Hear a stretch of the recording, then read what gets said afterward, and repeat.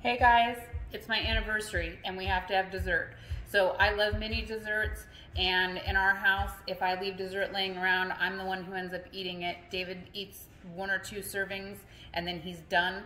So I cook and freeze a lot. I say that all the time, and so I'm gonna actually make a cake from scratch, use just a little bit of it for these mini desserts and freeze the rest for later. I can do something for Valentine's Day or just for any kind of dessert that I want. I also made some peanut butter buttercream for a different cake I did about a month ago, and I've needed to use it. So I'm gonna expand on this and use this. So I've got a lot of fun ingredients. I have an idea of where I wanna go with this cake. I've got a chocolate cake started, and I'll give you the ingredients. I'm just gonna mix the last of the things together and get it in the oven. But I'm gonna do a chocolate cake. It's a basic recipe that I love that always turns out really good. I have a peanut butter buttercream frosting. I have some dulce de leche caramel. I have some Heath toffee bits, chopped pecans, and a chocolate cake. So what I'm picturing is cutting out, I have little 2-inch cookie cutters. I'm gonna cut out multiple circles and build little stacked desserts with all kinds of goodies in between. So like chocolate, peanut butter, caramel, toffee, pretty much the best thing ever. Little mini cakes, and then I'll freeze the rest. So I'm going to show you, I have things pre-mixed. I'm going to run down my list of ingredients so you know exactly how I made this cake if you want to make yours from scratch. I'm not judging you if you use a box cake mix, but I'm here to tell you it's way easy to make your own, and it turns out so much better. So this is a really simple, straightforward chocolate cake because you just put your wet ingredients in one bowl, your dry ingredients in one bowl, and then you combine them all together and put it in the oven. So it doesn't take any magic, and you don't need a mixer. I use a mixer for a lot of things, not cake mix, because I don't want to overmix it. So this is my dry mix. I'm going to turn it around so you can see. This is the dry mix that I have, and if you want to take note of the ingredients, I'm going to read it off to you. So in here I have 1 3/4 cup of flour, just all-purpose flour, 3/4 cup of cocoa powder. I'm a Ghirardelli junkie, you use whatever you want. 1 3/4 cup of sugar, 2 teaspoons of baking soda, 1 teaspoon of baking powder, 1 teaspoon of salt, 2 teaspoons of espresso powder, like the little instant espresso packets that you can buy in the coffee aisle. You don't have to, I think it's better. And that's your dry ingredients. In my wet ingredients bowl, I have started it and I'm going to add some things. But right now I have my eggs. So you're gonna have 2 eggs, a 1/2 cup of vegetable oil. You can use also canola oil or coconut oil. Just remember, if you put coconut oil in, you're gonna taste that. I don't want coconut in my cake or anything really. 2 eggs. You want to make sure your eggs are at room temperature. In fact, anytime you're baking, always make sure that your ingredients are at room temperature. All your cold ingredients need to be room temp for the best results. So 2 large eggs, 2 teaspoons of vanilla extract. Please use real vanilla. Look at if you buy imitation vanilla, your cookies or your cake is going to taste like ass, and you're going to wonder why. It's expensive. It's worth it. Just buy real vanilla, like Madagascar, pure vanilla, whatever it is. Pay the money. You only use a little bit in recipes anyway. I buy mine in Mexico in bulk, and it lasts me forever, so lucky me. You can also buy it at Costco for a decent price. That's my preach on nasty imitation vanilla. Don't use it. So 2 teaspoons of pure vanilla extract is what the recipe calls for. I always double my vanilla in everything I bake. You can do that if you want, so you can put 4 teaspoons, or you can do it the recipe way and do 2. This calls for a cup of buttermilk, which is how I've always made it, but I don't have any buttermilk, so I have a measured cup of whole milk Greek yogurt that I'm going to use, and praise Buddha, let's just hope it works. And so you can use a cup of buttermilk. That's what I would do. If you don't have buttermilk and you have regular milk, take a cup of milk, a tablespoon of vinegar, mix it together, let it sit for 5 minutes, voila, you have buttermilk. And you can also do that with almond milk. A cup of almond milk and a tablespoon of vinegar will give you a buttermilk. So you can do all of those things, but I'm going to use Greek yogurt because that's what we have. And then also The last ingredient, which I have not mixed in, is going to be a cup of fresh brewed hot coffee. So at this point, you want to make sure that you stop and brew yourself a pot of coffee. And then, to get to the day, this is my 4th cup. So now I have a cup of coffee.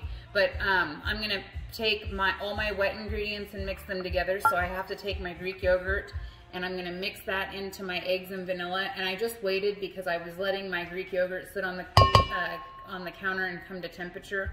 And I was letting my eggs also come to room temperature. They've been sitting out for about 2 hours, so I think it's safe to say that they're okay.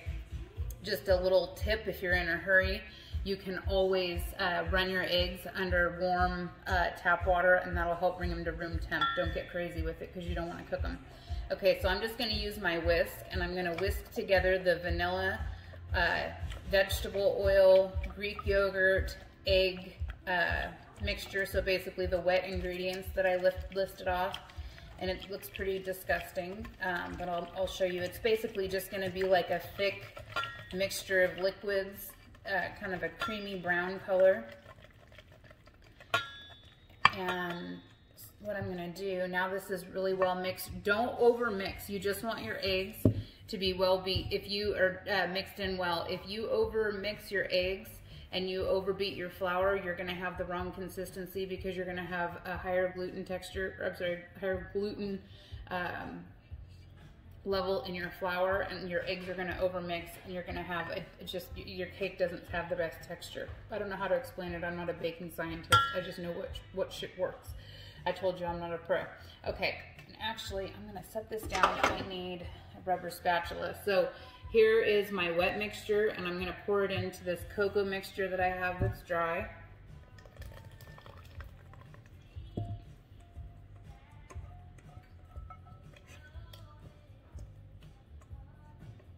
And that's it.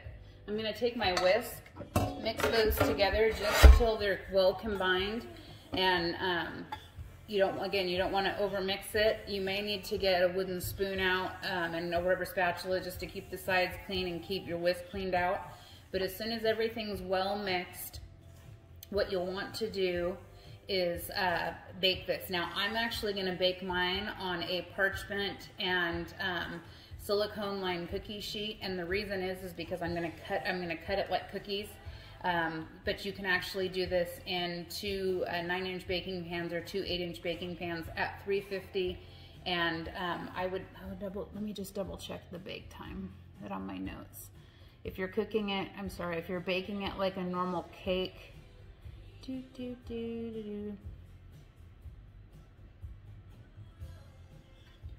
well, shit. I'll look it up. I'll mention, I think it's 20 to 25 minutes, but, oh, I'm sorry. It's 23 to 26 minutes at 350. And, you know, I'm noticing in my texture here, it looks like this is really thick, and it's probably because I used Greek yogurt. So I'm going to go off camera for a minute. I'm going to work with this, and I'm going to decide if I'm going to thin it out and what I'm going to use to do that. So this is where baking gets fun, and experimenting is always, it's always a journey. I'll be right back. This is like super thick brownie batter, and for the most part, there's even just a little bit of powder at the bottom.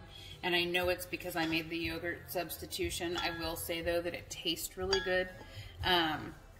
So you'll notice it's still, there's just not enough wet ingredients here. So I'm gonna add a little bit of almond milk to this. If you had milk or something else, you could do it. We just happen to have almond milk.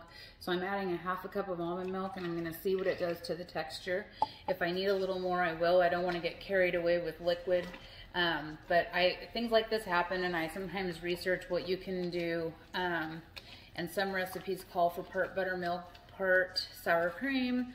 So we're just gonna make that work. So I've never made a dessert that was disgusting. Just sometimes you have to fix it and make things right. So I think this is gonna work. It's awkward that I'm stirring this with a rubber spatula, but it doesn't matter. It's almost together.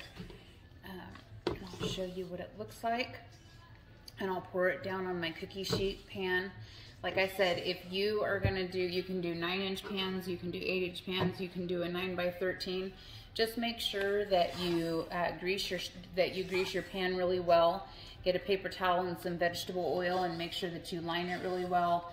and even sprinkle it with some flour that'll help it from sticking. If you have parchment paper, cut parchment paper and put it in the bottom. It makes it easier so the cake doesn't stick. And I have to grab my pan. I'll be right back.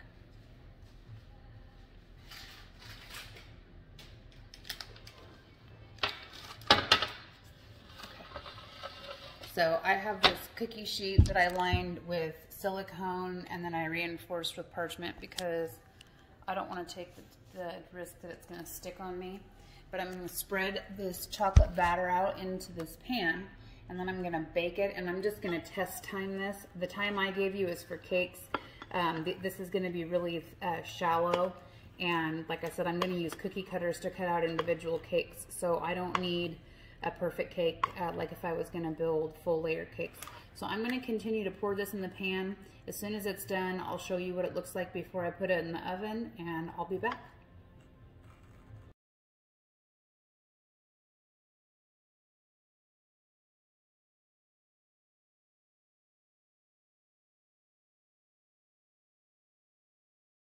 I have to admit imperfection here.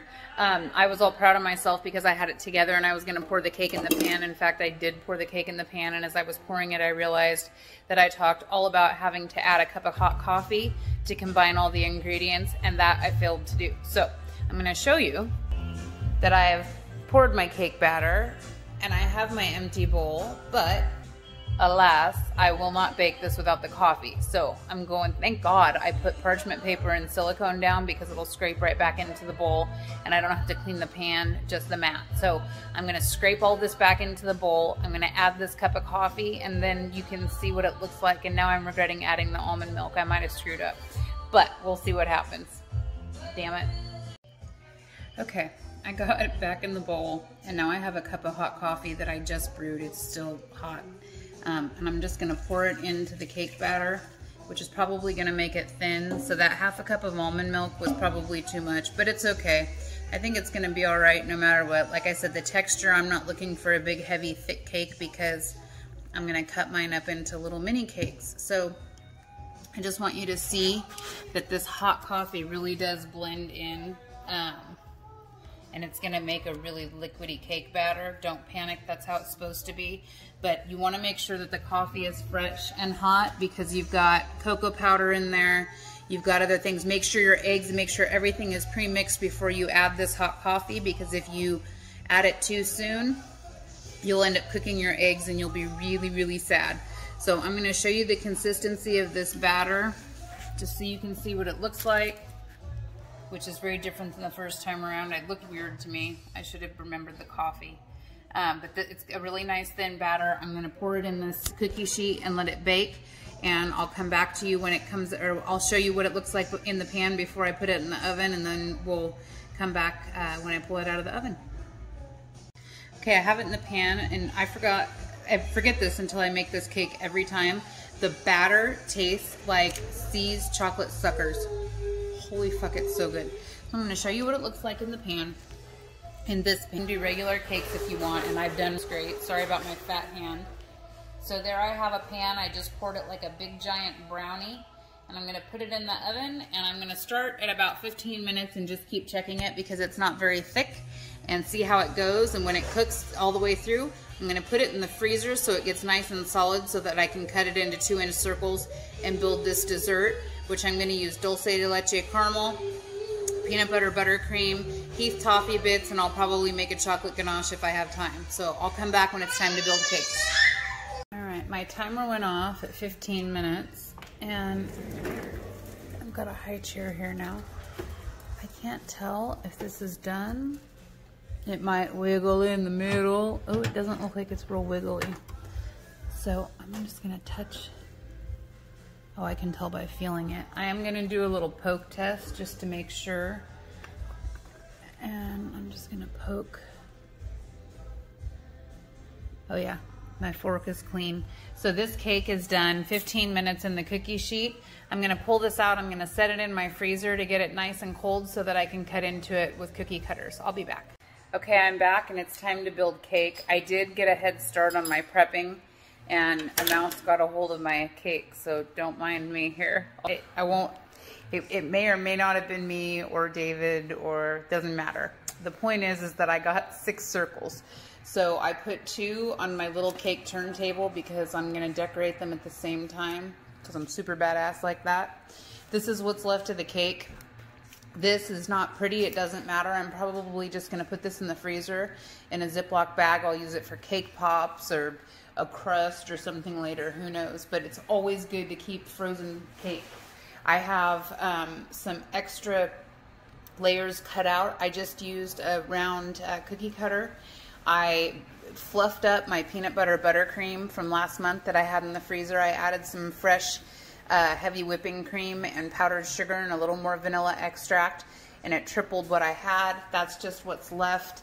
I actually already have some in a piping bag ready to go, and then I have toffee bits and dulce de leche and pecans. So we're gonna build little baby mud pies. The more I think about this, the more I think it needs more coffee in it to be real mud pie, aside from the fact that there's coffee in the chocolate cake. That just adds to the richness and flavor of the chocolate. So maybe next time I'll do something with like a mocha buttercream and a peanut butter buttercream. I don't know.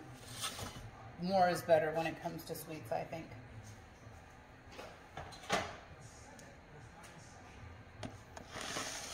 So for those of you who've seen some of the cakes I've decorated, I am not a professional. I mess up all the time, and I go for very, very simple because I make a lot of mistakes, and there's times I've had to scrape things off. So with these, I'm going to keep it as simple as I can. These bags I bought at, I think, Walmart, and they're just basic star tip bags. They're the tips are on there. I think there were 6 in a package. They were inexpensive. I've been able to wash and reuse them. I'm not really an artist with piping, but I've been able to figure it out with these. So I'm just going to keep, and these cakes are going to be naked looking, so I'm just going to run this along the edge just to get a nice little edge on the outside of the cake, and I'll show you what it looks like when it's done. So as you can see, all I'm doing is just guiding the circle. I'm not doing anything spectacular. So basically, there's this, and I'll do that with the other, and then I'll lift up the camera so you can see there's going to be a hole in the middle, and that is going to be my little lake for the dulce de leche caramel. So I'm going to fill that little center with dulce de leche caramel, and then we're going to sprinkle pecans and toffee on top, and then we're going to just keep building on that. So you get my drift. Let me show you what it looks like. And that's where the dulce de leche is going to go. So let me set this here. I got shit all over my hands. There's no way to do this and be clean about it. And I should have put on an apron. I have food all over me. Okay. Probably didn't think this through very well. I've never used this stuff before. I usually make my own caramel, but that is so much work, and I'm trying to get better about shortening things that nobody notices. Like, nobody says, oh God, you must have made your own caramel in the middle. No, they don't know the difference. I could have melted some freaking craft candies with some milk and people would be satisfied with it. So I've learned with stuff like this, little fillings and things, unless I'm making a cake or something that revolves around like a fruit filling, if I can buy something like this to simplify it, I'm willing to try. So if it's terrible, I'll let you know. So I'm a fat kid at heart, and you can tell that because so far we have chocolate, peanut butter, and caramel all in the same little individual dessert, and there's enough on this single layer right here for 2 people, serving wise, calorie wise, like for the whole day. And we're gonna triple this bitch up because that's how I roll. So we will probably end up putting some in the fridge. Okay, I'm gonna be right back. I'm just gonna grab these layers with my fingers.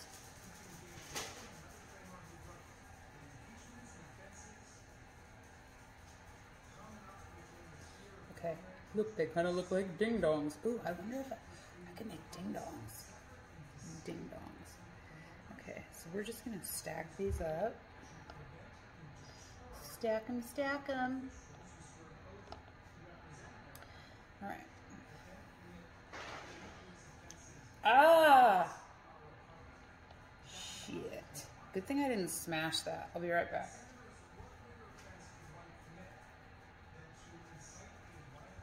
I forgot to put the good crunchy stuff in the middle. That was the whole point of the cake.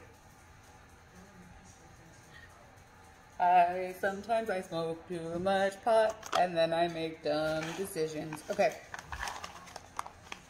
And I already had those toffee bits poured. I didn't need to do that. Okay, so I'm just gonna pour some toffee bits here in the middle of this.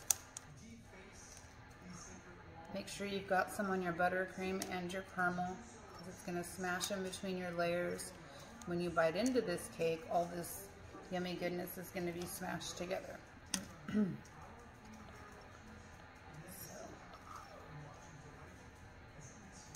After I cover this,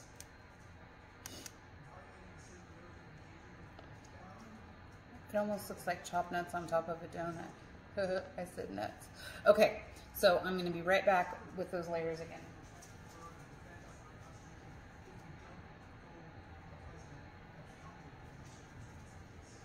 Okay. Oh my God, these are going to be huge. Huge! I am a fat kid. All right, so let's see.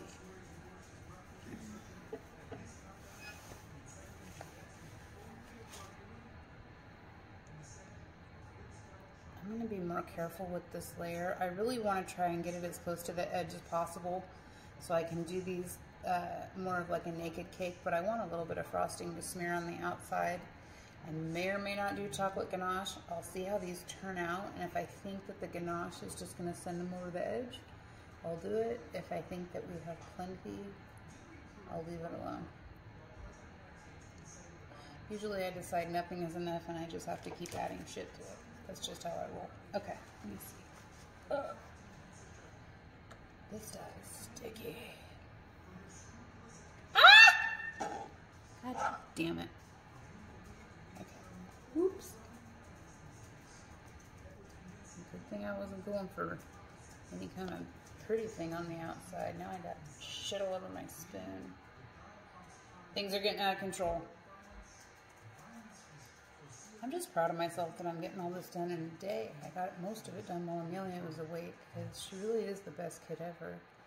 And then she just laid down for a nap, so I can do the decorating part, and really we're only just a couple minutes away. Now, you probably don't want to sit and watch me keep doing this, so I'm just going to keep building my little cakes here, and making a fucking mess everywhere, and doing my thing, but I'm going to turn the camera off while I do it for the sake of your time and mine. You can build cakes while you wait for me to come back. Just keep doing this exactly the same. Add one more layer. And then do not do the top the same. Don't put the caramel on top.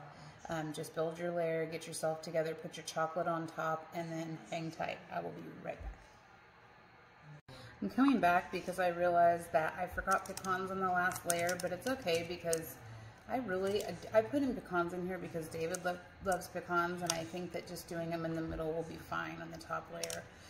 If you want to add pecans, you can. You don't have to do nuts at all. Some people don't like nuts. Some people are allergic to nuts. I'm just doing it because why not? So I've got my second layer on. I'm going to add my top layer and come back. But I did forget to mention the pecans. So I'm going to do that right now, or I'm going to forget again. Put some nuts on top. See, these pecans are chopped, but they're chopped pretty big. So I'm going to put those on there like that, right in the middle. So we've got toffee, caramel, and pecans on that layer, and I'm going to add one more layer to the top, and I will be right back, and I'll figure out what I'm going to do with that when I come back.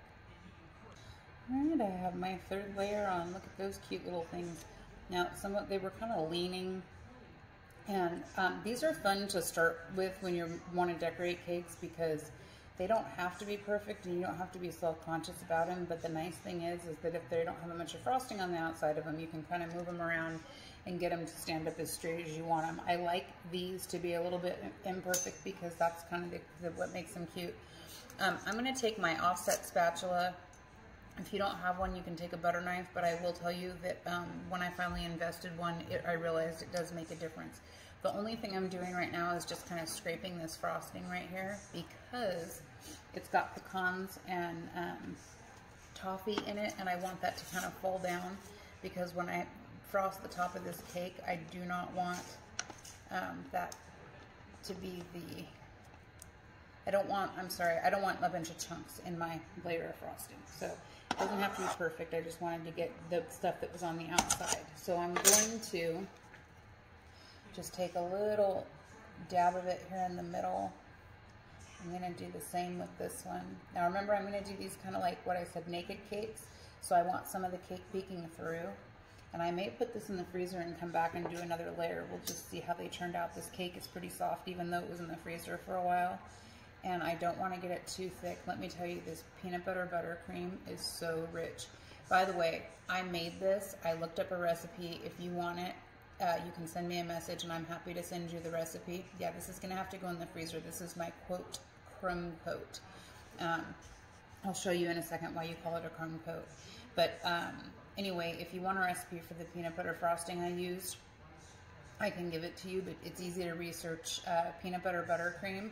And I think the key to good buttercream is just getting the right ratio of the peanut butter and butter to powdered sugar, or any buttercream for that matter. And sometimes adding heavy whipping cream to your buttercream instead of milk or half and half just gives you a better, heavier texture. So I'm going to show you what the tops of these look like. I'm going to call this, like I said, a crumb coat. And I'm going to do a little bit on the outside layer, but you'll see that the cake's mixed into it. I'm going to put them in the freezer like this so they get nice and solid, and then I'll do a really light layer of the peanut butter over with some of the chocolate exposed, and I think I am going to do ganache. So let me show you what the top looks like before I go off camera to finish these, and then I'll show you what they look like when they're done. Okay, so this is the top. That's why I said it's called a crumb coat. So I'm going to do a really light layer of frosting just like that around the whole outside of each one of these cakes. And I'm going to take it downstairs and put it in my freezer for about a half hour just to get it nice and solid so that I can put a nice layer on the outside. We'll be back. These are super ugly and messy and obviously are not going to be, what the hell did I call them? Oh my God, naked cakes. So I'm going to end up having to coat them, and it's because even though the cake was nice and cold, it's so moist that it really crumbed up and started crumbling. So I had to put a really light layer of buttercream all around, and then it mixed with the crumbs. That's fine. I'm going to put these in the freezer, get them nice and hard, and then I'm going to do another layer of buttercream and some chocolate ganache and some caramel, and we'll make this pretty, and you won't even know this happened. But I will put these in the freezer, and I'll come back. Hey, okay, my whole family is napping, and this always happens to me. I get these big grand ideas about dessert and what I want to make, and then I start running out of time. So I'm in that position right now. These were frozen pretty good, so I need to grab my frosting. I'll be right back.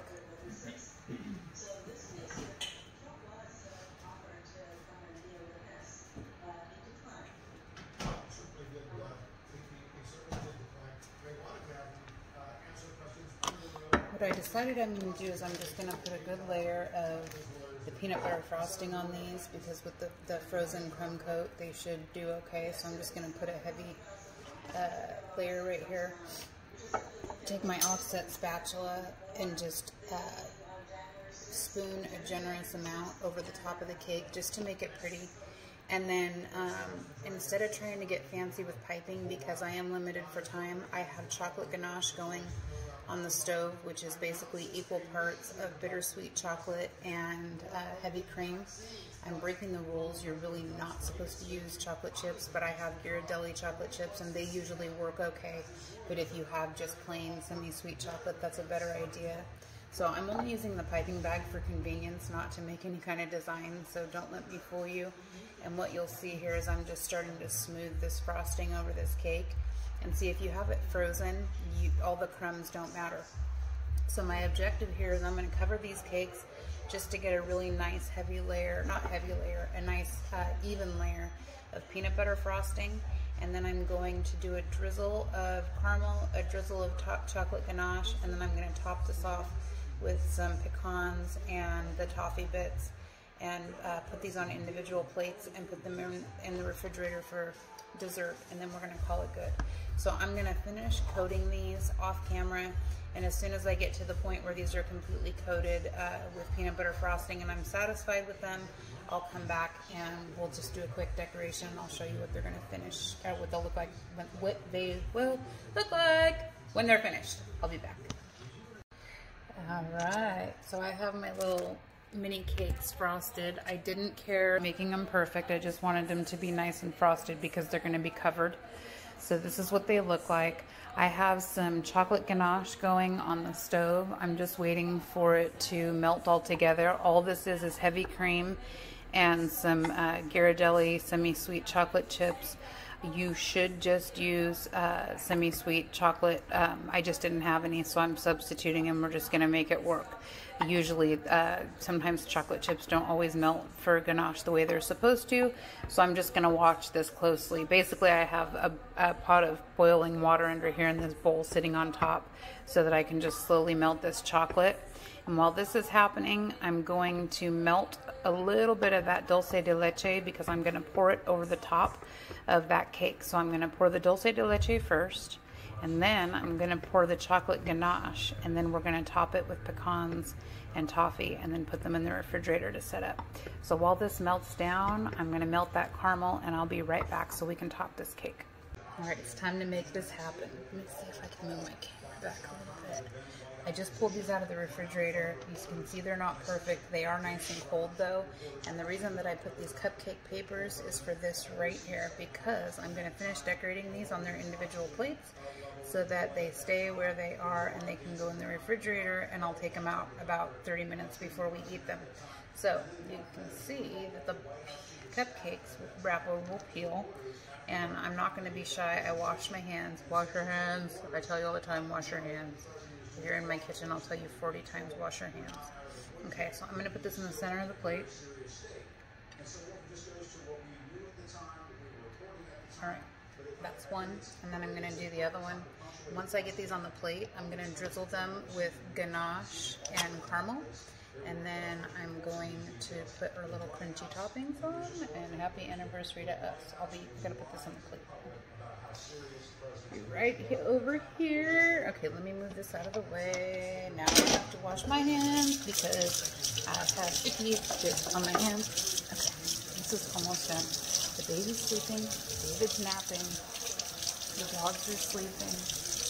Everybody told me that when the baby naps, I should nap, and all I have to say to you is, when do you get shit done? Like, ever. I can't remember the last time I took a nap. It's been years, but definitely can't take a nap now. Okay, so here's what I have going right now. I have these cakes on an individual plate, so that way, however they end up decorated, that's how they end up. And I can pipe the bottoms of them onto the plate, so they'll look super duper cute, even if they're not perfect. And that is the beauty of dessert. They don't have to be perfect. You don't have to be a pastry chef to put something on a plate that looks pretty cool. Okay, hold on, I'm having trouble here, and I want to make sure you can see me. Okay, so I melted down a little bit of that dulce de leche. In fact, I think I need to put it, I'm going to warm it up just a little bit more because I want it to go on smooth.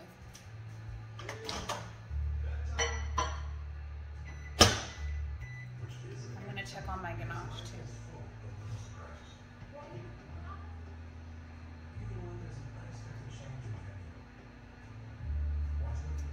So I did a half cup of Ghirardelli chocolate, semi-sweet chocolate chips, and a half cup of heavy whipping cream, and I slow melted it over boiling water, and it turned out perfect. The texture's perfect, so hopefully it'll set up perfect. Ooh, that shit's hot. Okay. Alright.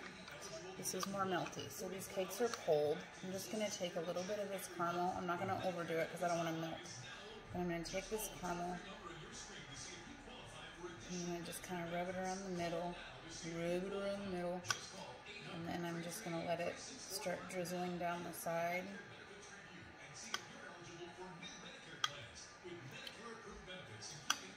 And before you know it, nobody even cares what your buttercream looks like.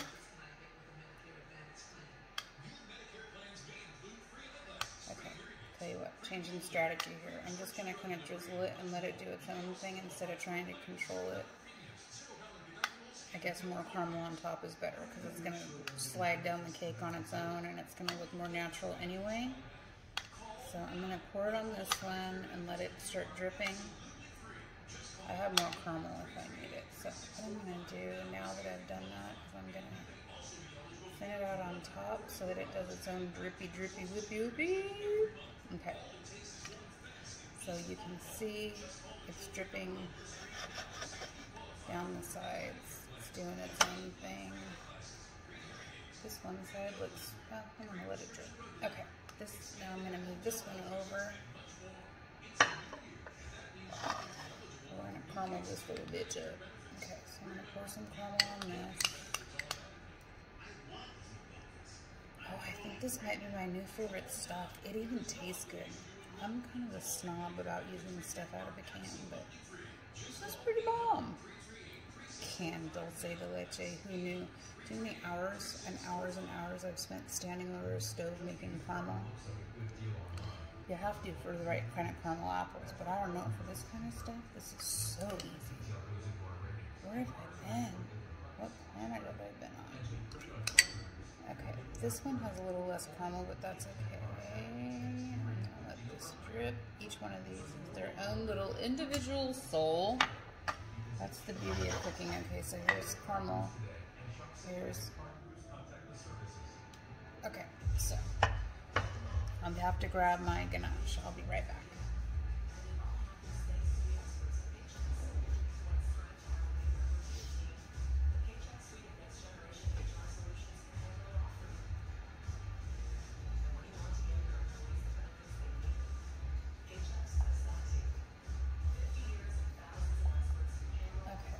This is, I need a better spoon, but this is chocolate ganache, which is just the chocolate chips and heavy cream melted together. Let me get a better spoon.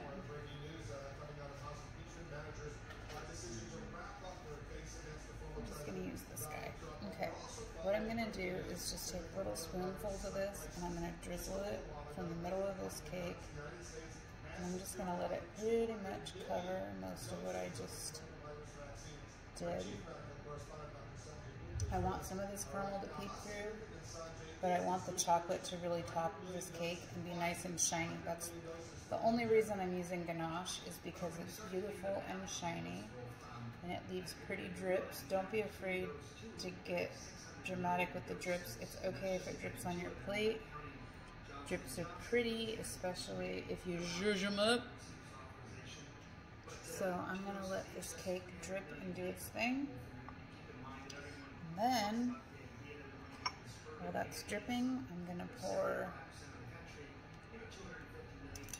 some toffee bits on it, which are going to also drip down the side of this cake. It's just going to end up being a big puddle of chocolate and toffee at the bottom, which, who doesn't love that? This ganache is going to kind of melt around this cake. I'm going to add some pecans here to the top. And if you think I'm not going to pipe the bottom of this bitch with some peanut butter, you got another thing coming, because I'm gonna. Because I can't just leave shit the way it is. Okay, so we've got one of these. So this little guy, all the chocolate and all the yummy crunchy stuff is dripping down the side. So I'm going to let that do its thing. So I'm going to come back and pipe it. In the meantime, I'm going to work on this one. So I have some ganache, and we're going to do the same exact thing. I'm just going to pour it over the top, starting in the center, because I want it to coat the top of this really nicely. Oh, these are pretty. Yeah, individual desserts, my ass. I think 2 or probably 4 people, unless you're a super fat kid. And that would be okay. I'm not judging. I'm a super fat kid too. I just don't know how much. Ooh, this is like super heavy chocolate peanut butter stuff. Caramel. Everything. Okay. So I have, these are my toffee bits, which the toffee bits are weighing on the top, and what it's doing is pushing the chocolate down, which makes it more drizzly. Chocolate freaking goodness. And this is not fun when you make, you know, I make cakes and it's like there's nobody that lives by me to celebrate a birthday, and people joke about shipping them, but I can't ship ship this shit. It's not the same the next day. I tried to ship Christmas cookies, and what a disaster that was. Nobody ever got them until they were stale, and what a waste of my time. Because I'm a perfectionist, and I can't serve a stale cookie to save my life. Okay, we gotta fill that little spot. See? Perfectionist issues. All right, we're gonna put a little sprinkle on that. Okay, so this one now is getting all drizzly, and I'm gonna come back with my peanut butter because I just can't leave shit alone. Around the edge of that plate, it's bugging me a lot, and I'm gonna leave the chocolate to cool up, but I am gonna take this and kind of pipe around the bottom just to finish it off. So I'm gonna do just little tiny flowers, and you'll be able to see them here in just a second when I come around. And it won't cover all the chocolate on the plate, but it just kind of finishes the bottom of the cake, and it makes it super cute. So when you guys say, or somebody says to me, oh, your piping is really good, actually I'm not the best. I just kind of use it to fill in my boo-boos, and then it looks like it's supposed to be that way. And sometimes my messy mess ends up looking like gourmet goodness. Now, if I would have been thinking, I would have gotten some really amazing coffee ice cream and served a big scoop of coffee ice cream with this, because that would have just set it off. But there is one super delicious chocolate cake with peanut butter, buttercream, and it's stuffed with toffee bits, pecans, peanut butter frosting, topped with chocolate ganache, also stuffed with dulce de leche on top. So indulgent, but what a fun dessert to serve. Valentine's Day is coming up. Everybody's home. Well, not everybody. I shouldn't say everybody. Some people are home for the pandemic. You're bored. I hear people say they're bored. They don't know what to do. I say get some ingredients. Try some new things. You might find that there is some zen in baking. And this is a whole lot of sugar on a plate, but who fucking cares, because we're celebrating. So I'm going to take some still shots. Actually, I'll set these side by side, and I'll turn the camera around so you can see them. Each one's a little different, but that's the whole point. They're individual desserts, and they just look amazing. Hold on just a second. Okay, there's one. And there's two. And I'm going to turn these around so you can see. Okay, now if you guys remember when I started this, these were going to be naked cakes. So that's why I say, when you ask me, how do you make that? Everything is trial and error, and things change. And yes, this is a big mess, but the whole point was, it was a mud pie, and it was going to be a naked cake. These are actual, more mud pie-like, and probably going to just be a gut bomb sugar rush. And I may end up freezing one. I don't know. But let me know if you make these. Enjoy. Happy Valentine's Day to you if you're celebrating. And if you're not celebrating with somebody, still make yourself something delicious, because you deserve it.